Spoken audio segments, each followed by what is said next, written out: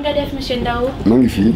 Ça va? Ça va très bien. Oui, ça va. Je suis là parce qu'il y a un projet qui est en place, précisément Mme Kalan, qui m'a contacté et qui a voulu qu'il y ait un lien entre un collège du Sénégal et le collège du Pati, collège qui s'appelle le collège Mapati Diagne. J'ai fait le lien et puis je pense que depuis lors, il y a une correspondance qui s'établit entre les deux établissements. L'objectif, c'est que les jeunes d'ici se rendent compte de ce qui se passe ailleurs. Plus les gens se rendent compte qu'au Sénégal, les gens manquent de tout, de fournitures, parfois de nourriture, et parfois de vêtements. Les collectes ont été effectuées au collège. Les fournitures, je le remercie, ça a été, il y a une solidarité vraiment énorme qui s'est opérée au niveau du collège, puisque des fournitures ont été collectées et qui vont être envoyées au Sénégal pour que ça serve aux classes qui sont à l'origine de ce projet, encadrées par Mme Farigno et Mme Kalan. Et moi, je ne fais qu'accompagner. Je suis né au Sénégal.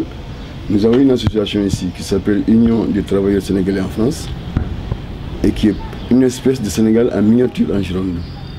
Puisque toutes les ethnies qui ont pignon sur rue au Sénégal, ils sont représentés sans distinction de religion et encore moins de couleur politique. Parce que vous ne le savez peut-être pas, mais c'est que nous sommes nés dans la solidarité. Il faut aller en Afrique pour le comprendre. On est dans un pays où on parle d'intégration. Et ce mot a un contenu variable. Alors, pour nous, s'intégrer, ce n'est pas renoncer à soi. Ce n'est pas non plus vivre en vase clos, se replier sur soi-même. S'intégrer, c'est être capable de comprendre le mode de vie et le fonctionnement du pays d'accueil, que la France.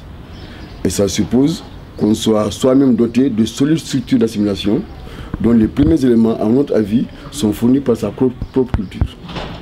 Et c'est la raison pour laquelle on organise des journées culturelles, parce que nous, notre culture est basée sur la transmission. Elle est orale, ce n'est pas écrit. Donc il faut qu'on le transmette à nos jeunes pour qu'ils s'en imprègnent. Le fait de s'imprégner de sa culture, ça permet d'avoir la force morale, cognitive, psychologique, de s'ouvrir aux autres pour s'enrichir de leurs valeurs qui est indispensable et qui est enrichissante.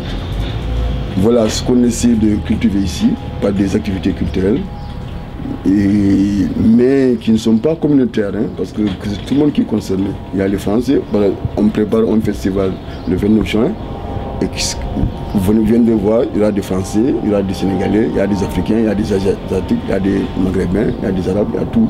Parce que c'est ça, on essaie d'avoir un certain équilibre entre enracinement dans nos valeurs et l'ouverture à d'autres cultures. Et c'est un débat qui existe au niveau de l'association. Est-ce qu'il faut parler nos langues à nos enfants? Il y a deux écoles. Certains voudraient qu'on ne parle que français aux enfants pour qu'ils ne soient pas handicapés à l'école de la République. D'autres disent que non, les meilleurs apprentissages se font dans sa propre langue. Bon, finalement, c'est un débat qui a été mené. Bon, on s'est rendu compte psychologiquement qu'on élève un enfant, les meilleurs apprentissages se font dans sa propre langue.